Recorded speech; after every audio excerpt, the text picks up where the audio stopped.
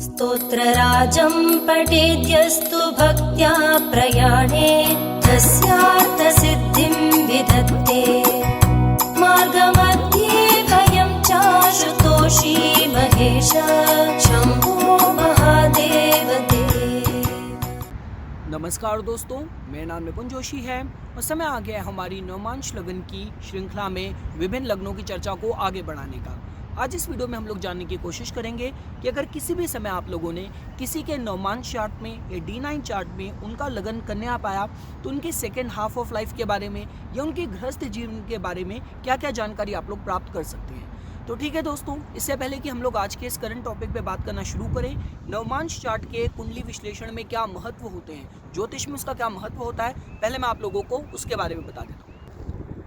दोस्तों देखिए, सबसे पहली चीज़ नवमांश चार्ट बताता है आपकी स्पिरिचुअल लाइफ के बारे में, कितने आप भाग्यशाली हैं, आपके फॉर्च्यून की जो प्रोस्पेक्ट्स हैं वो हम लोगों को सबसे पहले नवमांश चार्ट से पता चलते हैं, क्योंकि नवमांश चार्ट आपकी राशि चार्ट का 9th डिवीजन ही होता है। तो जिस वजह से जब हम नवम भाव से भाग्य को देखते हैं तो उसी तरीके से नवमांश चार्ट आपके भाग्य के प्रोस्पेक्ट के बारे में बताएगा।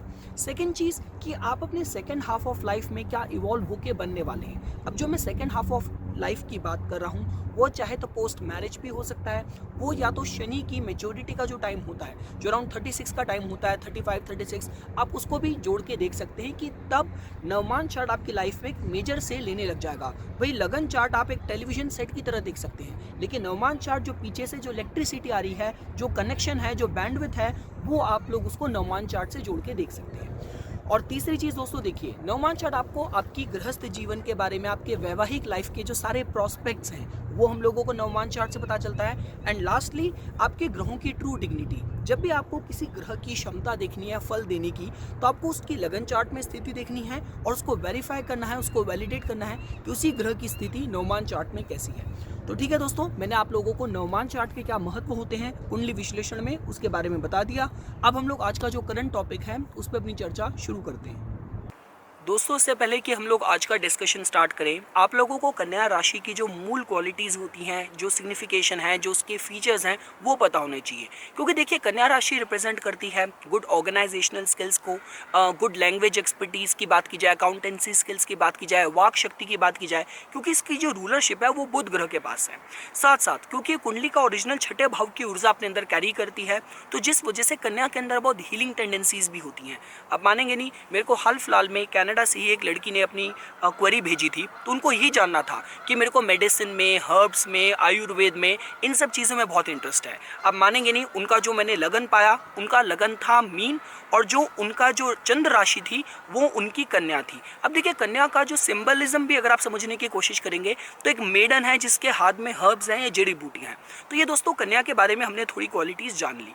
अब होने वाला है कि जिसका भी नवमांश चार्ट में कन्या लगन होगा, तो एक चीज़ जो हम लोग समझ सकते हैं वो ये है कि उसकी जो फर्स्ट हाउस है, क्योंकि आपकी पूरी नींव पता चलती है। तो चाहे आप सेकेंड हाफ ऑफ लाइफ के बारे में बात करें या गृहस्थ जीवन की भी बात करें, तो वहाँ पे आपको परफेक्शनिस्ट बना मिलेगा, मतलब चीज़ें बहुत आपको ऑर्गेनाइज्ड मिलेंगी। मतलब ये हो सकता है कि अगर फर्स्ट हाफ ऑफ लाइफ में आप थोड़े रेकलेस रहे हों, थोड़े आप केयरलेस रहे हों, लेकिन सेकेंड हाफ ऑफ लाइफ तक आते आते आप थोड़ा अपनी लाइफ को ऑर्गेनाइज करके, स्ट्रक्चर लेके, ऑर्डर लेके उसको प्लान करने की कोशिश करें, उसको रन करने की कोशिश करें। अब चाहे आप अपने नॉर्मल, अपने वर्क लाइफ में अपनी लाइफ का एटीट्यूड समझें या फिर अपनी गृहस्थ जीवन का भी आप एक पूरी थीम समझना चाहें, कि जहां आप और आपका लाइफ पार्टनर अपने मैरिटल लाइफ को, अपनी गृहस्थी को बहुत ही प्लान करके चलाना चाहेंगे। कि आप लोग चाहेंगे कि हमारी चाहे फाइनेंसेस हों, चाहे आपकी वेकेशंस हों, चाहे फैमिली एक्सटेंशन हो, हर चीज़ एक ऑर्गेनाइज और बहुत ही प्रिस्क्राइब तरीके से रन हो। अब देखिए दोस्तों, ये तो हम लोगों ने समझ लिया कि यहाँ पे जो आपको ऊर्जा मिलेगी फर्स्ट हाउस में, उससे किसी का जो थीम होगी सेकेंड हाफ ऑफ लाइफ की या मैरिटल लाइफ की, वो आपको पता चल गई। लेकिन ये थीम आ कहाँ से रही है? क्योंकि लगन चार्ट से आ रही है। तो किन लोगों को D9 चार्ट में कन्या लगन मिल सकता है? तो वो सिर्फ दोस्तों अग्नि तत्व की राशियाँ, आपकी पृथ्वी तत्व की राशियाँ और आपकी जल तत्व की राशि के कुछ स्पेसिफिक उनके जो लगन की स्थिति किसी पर्टिकुलर नक्षत्र के किस चरण में होगा, तो उन लोगों को कन्या लगन मिल सकता है D9 चार्ट में। तो हम एक एक करके समझना शुरू करते हैं। देखिए, अगर अग्नि तत्व की राशियों के हिसाब से बात आपको समझनी हो तो आप इस तरीके से देख सकते हैं कि अग्नि तत्व की जो राशि वाला किसी का लगन हुआ D1 चार्ट में, तो फर्स्ट हाफ ऑफ लाइफ में आपके साथ चाहे आप एडवेंचर की बात करें, चाहे गो गेटरनेस की बात करें, तो वो सारी चीज़ें आपके अंदर बहुत ज़्यादा थी और आपके मैटर भी करती थी। चाहे एट द कॉस्ट ऑफ कि उसमें कितनी विजन है, कितनी उसमें प्लानिंग है। क्योंकि देखिए, अगर हमें सपोज कीजिए मेष वालों के बारे में भी समझना हो, तो मेष वालों के साथ खास बात क्या होती है कि they are very good starter. किसी चीज़ को शुरू करना हो तो इनसे अच्छे तो गुड स्टार्टर कोई हो ही नहीं सकता। मतलब हर कोई जॉब छोड़ के अपना काम कर रहा है, स्टार्टअप का आजकल ट्रेंड चला है, अच्छी खासी मैं भी अपनी जॉब छोड़ दूंगा और मेरे को भी अपना काम शुरू करना है, चाहे वो आपको सूट करे या ना करे। तो they are good starters but they are not good finishers. तो ये हो सकता है कि अगर फर्स्ट हाफ ऑफ लाइफ आपकी कुछ इस तरीके से चली हो, तो हो सकता है कि सेकेंड हाफ ऑफ लाइफ तक आते आते जो आपने गलतियां करी थी उससे सीख के अब आप अपनी लाइफ को थोड़ा ऑर्गेनाइज करके चलाने की कोशिश करें, या जीवन की स्थितियां परिस्थितियां आपको कुछ ऐसा बना दे कि जहां पे आप अपनी लाइफ को ऑर्गेनाइज करके रन करना चाहते हो। ये दोस्तों आप अग्नि तत्व के जो जिनकी राशि, जिनका लगन होगा अग्नि तत्व की राशि वाला, चाहे आप मेष की बात करें, सिंह की बात करें या धनु की बात करें, D1 चार्ट में उनकी ट्रांजिशन समझ सकते हैं। और इस ट्रांजिशन में भी योगदान किसका होगा, तो आप ऐसे देख सकते हैं कि जिसका मेष लगन होगा, हो सकता है कि उसकी लाइफ में उसके जो बैड डिसीजंस हों, जिसकी वजह से थोड़े डेट्स हो गए हों, ऋण हो गए हों, कर्जे हो गए हों, जो उसको लाइफ में ट्रांजिशन देके अब उसको अपनी लाइफ बहुत ऑर्गेनाइज करके चलानी है। अगर आप बात करें सपोज कीजिए सिंह लगन वालों के लिए, जिनका D1 चार्ट में, लगन चार्ट में सिंह लगन होगा, तो उनकी इस ट्रांजिशन में भी यहाँ पे भी धन का, फाइनेंसेस का शायद योगदान हो, उसमें जो अप्स एंड डाउन्स उन्होंने फेस करे हों, या फैमिली का प्रेशर हो, फैमिली के साथ उनके जो भी डीलिंग्स हुई हो, जिन्होंने उनको लाइफ में इस ट्रांजिशन में लेके आ गई, जहाँ पे अब ये अपने को बहुत ऑर्गेनाइज और स्ट्रक्चर करके लाइफ को रन करना चाहते हैं। अगर आप धनु लगन वालों के हिसाब से दोस्तों समझने की कोशिश करें, तो धनु लगन वालों के हिसाब से दोस्तों देखिए, जो ऊर्जा आ रही है कन्या की, वो दशम भाव में आ रही है। तो करियर में जो भी चाहे डिससैटिस्फैक्शन रहा हो, आपके जो भी आपका, क्योंकि धनु की जब भी हम लोग बात करते हैं, लोग बहुत ऑप्टिमिस्टिक होते हैं, बहुत आशावादी होते हैं, लेकिन मतलब चीज़ें बहुत राइट तरीके से करना चाहेंगे, कुछ ऐसा गलत अनएथिकल मीन का सहारा नहीं लेंगे। लेकिन हो सकता है कि आपको अपने उस एटीट्यूड से उतनी सफलता ना मिली हो और सेकेंड हाफ ऑफ लाइफ तक आते आते आप थोड़े स्ट्रीट स्मार्ट अपने को बना दें। तो ये दोस्तों आप ट्रांजिशन इस तरीके से देख सकते हैं। तो ये दोस्तों हम लोगों ने अग्नि जो तत्व की राशि वाले जिनका D1 चार्ट में लगन होगा, हमने उसके हिसाब से समझा। अगर आप पृथ्वी तत्व वालों के लिए समझने की कोशिश करें, तो इनके लिए देखिए एक बात तो अच्छी ये होगी कि जो सेंस ऑफ जो प्रैक्टिकलिटी है और जो ऑर्डर है, जो स्ट्रक्चर है, वो बैलेंस रहेगा, मेंटेन रहेगा। पर ट्रांजिशन किस तरीके से हो सकती है, तो अगर आपको वृषभ लगन वालों के हिसाब से दोस्तों समझना हो, तो आप ये समझ सकते हैं कि वृषभ लगन वालों के लिए आप देखेंगे तो जो ऊर्जा आ रही है जो कन्या की, वो उनके पंचम भाव में आ रही है। तो हो सकता है कि संतान के कुछ कंट्रीब्यूशन से, संतान के होने के बाद अपनी लाइफ में थोड़ा एक ऑर्गेनाइज करके चीज़ें चलाना हो, करियर ओरिएंटेड जो स्ट्रीक हो, उसमें इस ट्रांजिशन में जो योगदान हो उनकी संतान का काफ़ी हो। आप कुछ इस तरीके से दोस्तों देख सकते हैं। अगर दोस्तों सपोज कीजिए अगर आप लोगों को मकर लगन वालों के लिए समझना हो, तो उनके लिए हो सकता है मकर लगन वालों के लिए इस ट्रांजिशन में शायद उनके पिता का काफ़ी योगदान हो, उनको इस ट्रांजिशन में लेके आने के लिए, जहाँ पे वो अपनी लाइफ को बहुत ऑर्गेनाइज करके, मेंटेन करके रन करना चाहते हैं, चलाना चाहते हैं। अगर दोस्तों आपको कन्या लगन वालों के लिए समझना हो, तो यहाँ पे तो लगन ही वर्गोत्तमा हो रहा है। तो इसका मतलब क्योंकि D1 चार्ट में और D9 चार्ट में सेम ही लगन है, वर्गोत्तमा है, जिसका मतलब कि जो उनकी एटीट्यूड होगा, जो उनकी इंटेंसिटी होगी अपनी लाइफ को ऑर्गेनाइज करके चलाने की, वो मेंटेन रहेगी, रादर ज़्यादा इंटेंस हो जाएगी। और लास्ट दोस्तों, अगर आप लोगों को जल तत्व वालों के हिसाब से समझना हो, तो ये कुछ वो लोग होंगे जो सबसे ज़्यादा इस ट्रांजिशन को महसूस करेंगे प्रैक्टिकल लेवल पे। क्योंकि जल तत्व वालों के साथ क्या होता है, इमोशंस, भावनाएं ये ज़्यादा मैटर करती हैं। तो शायद ये हो सकता है कि सेकेंड हाफ ऑफ लाइफ तक आते आते फर्स्ट हाफ ऑफ लाइफ में, चाहे रिलेशनशिप में बात की जाए, चाहे लव अफेयर्स में बात की जाए, इनके जो सेंटिमेंट्स की वजह से इन्होंने अगर कुछ अप्स एंड डाउन्स फेस करे हों, तो इनको अब ऐसा लगने लग गया हो कि बस अब बहुत हो गया, अब मुझे लाइफ को अपने भावनाओं से नहीं, अपने रैशनल माइंड से कंट्रोल करके रन करना है, चलाना है। आप कुछ दोस्तों इस तरीके से देख सकते हैं। और उसमें भी अगर आपको कंट्रीब्यूशन दोस्तों देखना हो, तो आप इस तरीके से देख सकते हैं कि कर्क लगन वालों के लिए जिनका D1 चार्ट में कर्क लगन होगा, शायद उनके सिबलिंग्स का काफ़ी योगदान हो, या फिर इन्होंने अपने रेकलेसनेस से, क्योंकि जो थर्ड हाउस है दोस्तों वो माइल्ड मेलेफिक भी है, क्योंकि वो अष्टम भाव से 8 फ्रॉम 8th हाउस है। साथ साथ अपने बल से, पराक्रम से आपने कुछ ऐसे डिसीजंस लिए हो जिनका आपको बाद में रिग्रेट हो रहा हो, जिस वजह से अब आप थोड़ा प्रैक्टिकल होके अपनी लाइफ को रन करना चाहते हो। आप इस ट्रांजिशन में या तो यंगर सिबलिंग्स का कुछ कंट्रीब्यूशन दोस्तों आप देख सकते हैं।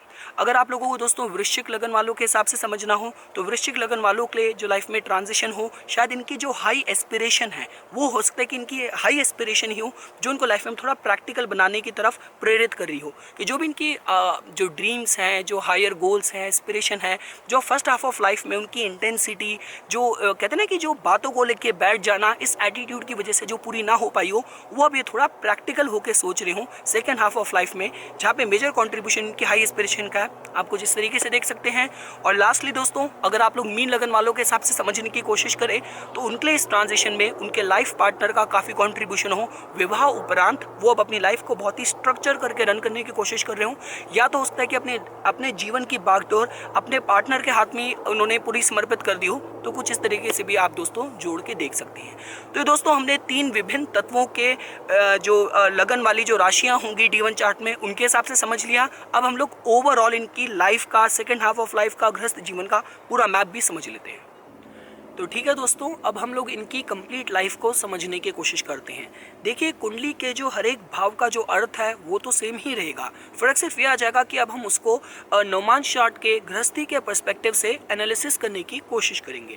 तो पहली चीज़ दोस्तों, जैसा कि मैं आपको बता ही चुका हूँ कि इनकी जो मैरिटल लाइफ की जो थीम होगी, वहाँ पे परफेक्शनिस्ट, ऑर्डर, स्ट्रक्चर के जो फ्लेवर्स हैं, जो कलर्स हैं, वो आप लोगों को मिलेंगे। अब हम लोग आ जाते हैं दोस्तों, देखिए सेकेंड हाउस में। सेकेंड हाउस बताता है आपके धन के बारे में, आपकी वैल्यूज के बारे में। तो यहाँ पे दोस्तों देखिए, जो आपको राशि मिल रही है वो आपको मिल रही है तुला। अब देखिए, जैसा कि आप लोगों को पता ही है कि जब कन्या की बात आती है वहाँ पे परफेक्शन की क्वालिटीज आती हैं। अगर आप इसको समझने की कोशिश भी करेंगे तो ईश्वर ने उनको इस लगन के माध्यम से लाइफ में ये जो एक कहते हैं कि एक मॉरल, एक लेसन दे के भेजा है कि छठा भाव आपके स्ट्रक्चर का भी होता है, छठा भाव के रोग का भी होता है, आपके ऋण का भी होता है। तो बेटा, अगर आपने अपनी हेल्थ का एक परफेक्शनिस्ट तरीके से ख्याल नहीं रखा तो रोग हो जाएंगे। अगर आपने अपने फाइनेंसेस का ढंग से ख्याल नहीं रखा तो कर्जा हो जाएगा। तो ये चीज़ तो उनके साथ एक कार्मिक कनेक्टेड होती ही होती है। तो मेरे कहने का मतलब है, क्योंकि इनके जो दोनों धन के भाव हैं दोस्तों, अगर आप सेकंड हाउस की बात करें जो कि प्रमुख धन का भाव है, और एकादश भाव जो कि दूसरा धन का जो प्रमुख भाव है, तो एकादश भाव में आपको ऊर्जा मिल रही है कर्क की, जो कि थोड़ा जल का जो भाव है, जो कि emotional ups and downs, wax and when वाला भाव है। अगर आप सेकंड हाउस में भी आते हैं तो देखिए, तुला की जब बात की जाए तो यहाँ पे थोड़ा लग्जरी का जो टेस्ट है वो तो आता ही आता है, एक्सपेंसेस का जो एक टच है वो तो आता ही आता है, साथ साथ एक तराजू की तरह है जो कि कभी भी ऊपर नीचे हो सकता है। तो मेरे कहने का मतलब है कि यहाँ पे ये थोड़े से संभावित वनरेबल हो सकते हैं कि इनका अगर लग्जरी में अगर इंडल्जेंस ज़्यादा होगा तो शायद ये हो सकता है कि इनके फाइनेंसेस की जो स्थिति है अप्स एंड डाउन्स हो जाए। लेकिन जस्ट बिकॉज लगन पे कन्या है तो ये अपने फाइनेंसेस को मैनेज कर पाएंगे, अप्स एंड डाउन्स वाली स्थिति को सही तरीके से कंट्रोल कर पाएंगे। आप कुछ दोस्तों इस तरीके से जोड़ के देख सकते हैं।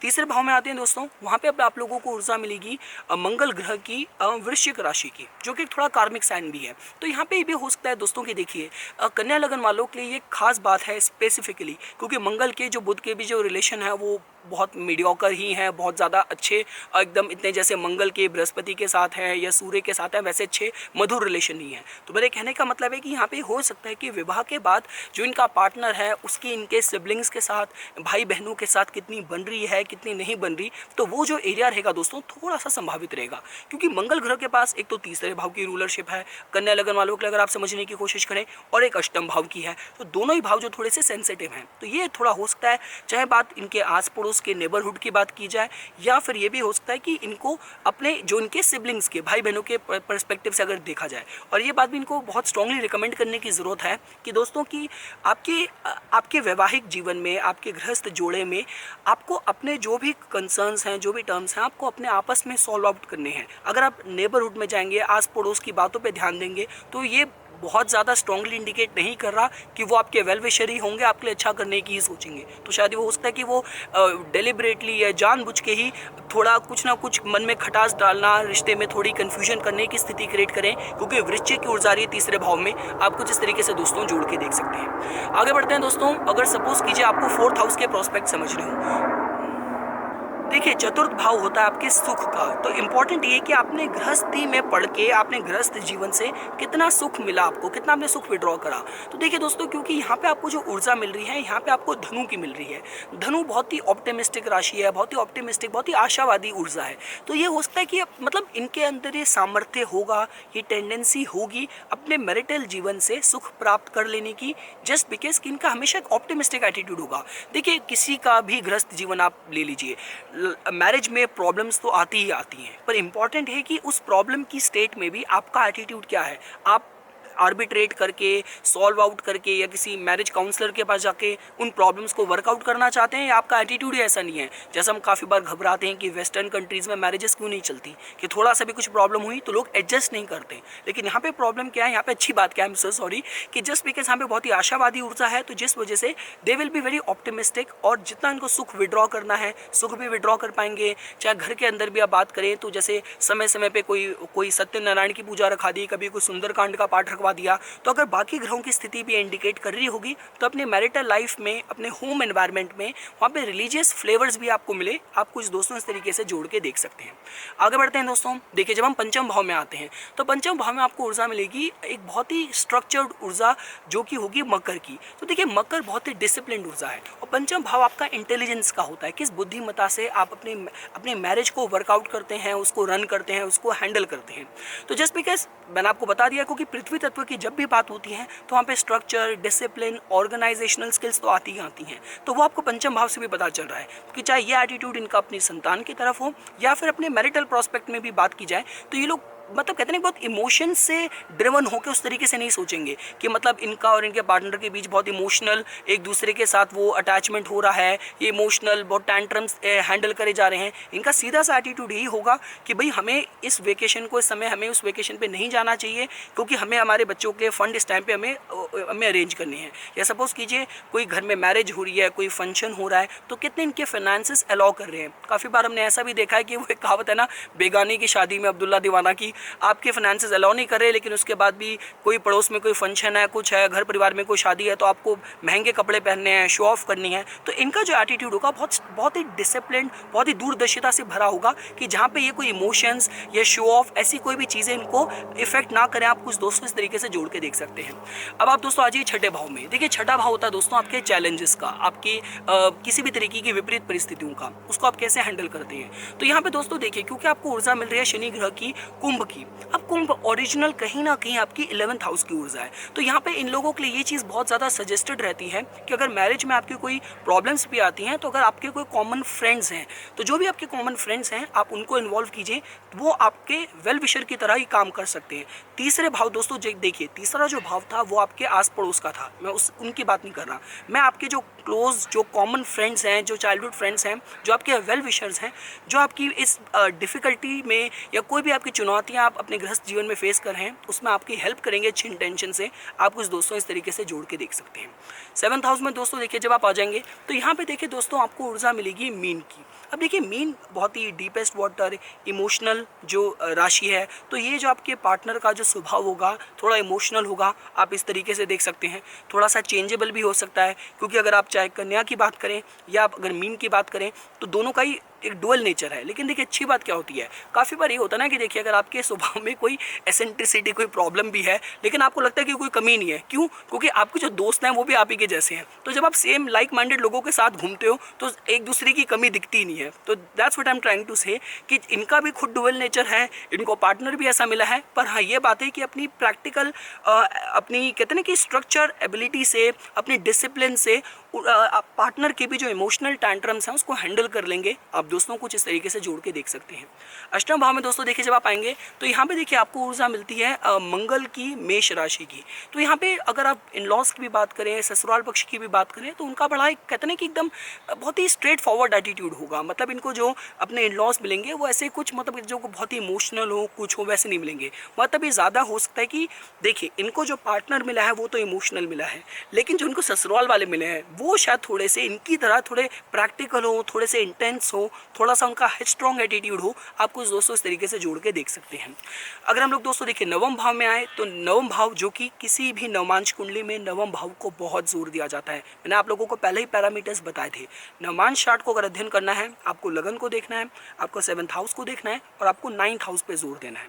तो देखिए, वहाँ पे अगर आप बात करते हैं दोस्तों, वहाँ पे आपको मिलती है फिर शुक्र ग्रह की वृषभ राशि की ऊर्जा। तो जो इनकी इनकी बात कीजिए, अगर आप रिलीजन की भी बात करें, आप इनके जो एक कहते हैं ना कि इनके बिलीफ्स की बात करें, इनके फेथ की बात करें, वो अगर आप चाहे मैरिज के पर्सपेक्टिव से देखें या सेकंड हाफ ऑफ लाइफ की बात करें, तो यहाँ पे आपको बहुत ही मतलब कहते हैं प्रैक्टिकलिटी दिखेगी। मतलब जैसे होता है कि मतलब देखिए सपोज कीजिए फॉर एग्जांपल, अगर इन्होंने जैसे काफ़ी बार होता है कि लोग कोई एक प्लेजेस लेते हैं, कोई वाउज लेते हैं कि हाँ अगर मेरा कि ईश्वर अगर आपने मेरी ये मनोकामना पूरी कर दी तो मैं इतने का दान करूँगा, मैं ये यात्रा करूँगा। तो इनका जो एटीट्यूड होगा अपने रिलीजन की तरफ, जो इनका फेथ होगा, और उसके कहीं ना कहीं तार इनके मैरिज से भी जुड़े होंगे, लेकिन आप ये देखेंगे कि वहाँ पे थोड़ी सी आपको प्रैक्टिकल ऊर्जा मिलेगी। और ये चाहे चैरिटी भी करेंगे, बढ़ चढ़ के करेंगे, there is no doubt to that, लेकिन उसमें भी एक सेंस ऑफ प्रैक्टिकलिटी होगी। आगे बढ़ते हैं दोस्तों, अगर इनके मैरिटल जोड़े को समाज में किस तरीके से देखा जाएगा, तो देखिए आपको दशम भाव में ऊर्जा मिल रही है मिथुन की। मिथुन बहुत ही यंग, बहुत ही मतलब इस बहुत ही यंग, कम्युनिकेटिव, जोवियल ऊर्जा है। तो मतलब मेरे कहने का मतलब ये है कि इनके जोड़े को समाज में इस तरीके से देखा जाएगा कि like someone who is very मतलब यंग हैं, डायनामिक हैं, they are in love with each other, talkative हैं, एक्सप्रेसिव हैं, खुल के बात करते हैं, दोनों हस्बैंड वाइफ एक दूसरे से कुछ नहीं छुपाते। तो कुछ इस तरीके का इनकी छवि है, इनकी जो समाज में जाएगी दोस्तों, आप कुछ इस तरीके से जोड़ के देख सकते हैं।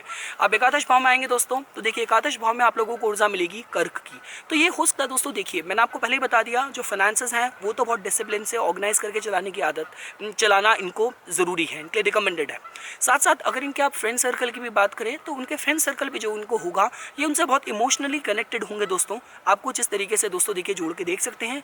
लेकिन थोड़ा यहाँ पे अगर आपको मैथोलॉजिकल कनेक्शन भी पता ही है कि जो बुध ग्रह थे वो चंद्र को इतना पसंद नहीं करते थे। तो मेरे कहने का मतलब ये कि चंद्र की ऊर्जा है, तो जिस वजह से आंख बंद करके किसी पे भरोसा नहीं करना। पर हाँ, जो इनका जो अपने हार्ट में बात की जाए, अपने दिल में अगर बात की जाए, तो जो अपने फ्रेंड सर्कल के जो स्थान होगा वो बहुत ही भावुक, बहुत ही इमोशनल, सेंटिमेंटल होगा दोस्तों। आप कुछ इस तरीके से जोड़ के देख सकते हैं। अगर आप दोस्तों देखिए 12th हाउस की बात करें, तो 12th हाउस में आपको मिलेगी सूर्य ग्रह की बहुत ही रिगेल रॉयल सिंह राशि। देखिए 12th हाउस आपका स्पिरिचुअलिटी का होता है, फॉरेन डिस्टेंस ट्रैवल्स का होता है। तो ये इसकी संभावनाएं ज़्यादा रहेंगी कि ये अपने पार्टनर को जब इम्प्रेस करना चाहें, कहीं को अच्छा टाइम व्यतीत करना चाहें, तो रादर की taking vacation with in India, with in their country, they prefer travelling outside of the country, long distance travels करें, या सपोज कीजिए किसी मल्टीनेशनल कंपनीज में काम करें। मतलब जो भी इनकी जो जहाँ पे जो इनके चाहे मैरिटल प्रॉस्पेक्ट की भी बात करें, जो सेंस ऑफ रिगेलिटी, जो सेंस ऑफ रॉयल्टी इनको तब महसूस होगी जब उसमें कोई फॉरेन एलिमेंट अटैच होगा। अब ये हो सकता है कि अगर एक दूसरे को गिफ्ट भी देने हैं तो ये कोई फॉरेन ब्रांड्स के, इंटरनेशनल ब्रांड्स के देना प्रेफर करें, या फॉरेन की जो मैंने आपको बता दिया ट्रैवल्स प्रेफर करें, और या फॉरेन की जो कुछ मल्टीनेशनल कंपनीज़ हैं उनसे बिजनेस में इंगेज्ड हों सेकेंड हाफ ऑफ लाइफ में, जहाँ पे जो पद इनको अपनी डोमेस्टिक कंपनी में नहीं मिल पा रहा हो वो इनको किसी इंटरनेशनल मल्टीनेशनल कंपनी में मिल रहा है, मिले, इच्छा पूर्ति हो। आप कुछ दोस्तों इस तरीके से भी जोड़ के देख सकते हैं। तो देखिए दोस्तों, अब आप समझ गए होंगे कि जो मेन जो कॉन्सेप्ट है, जो मेथोडोलॉजी है वो क्या है। हम लोग सिर्फ खाली भावों में जो राशि है उसकी ऊर्जा से एक नींव समझने की कोशिश कर रहे हैं। अब वो नींव किस, वो पॉजिटिव काम करेगी, नेगेटिव काम करेगी, उसके हमें नवमान चार्ट में ग्रहों को प्लेस करके उसके पर्सपेक्टिव से देखना पड़ेगा। पर हाँ, लगन का बहुत महत्व होता है। लगन से एटलीस्ट आपको ये पता चल गया कि मैरिटल लाइफ के पर्सपेक्टिव से ही उस पर्टिकुलर भाव में किस तरीके की परिस्थितियों से आपको गुजरना पड़ेगा। तो ये कुछ बातें थी दोस्तों जो आज मैं इस वीडियो में आप लोगों के सामने प्रस्तुत करना चाहता था। इसी तरीके की वीडियोस की समय समय पर अपडेट प्राप्त करने के लिए कृपया करके मेरा यूट्यूब चैनल सब्सक्राइब कीजिए और मेरा फेसबुक पेज लाइक कीजिए। धन्यवाद। चिदानन्दरूप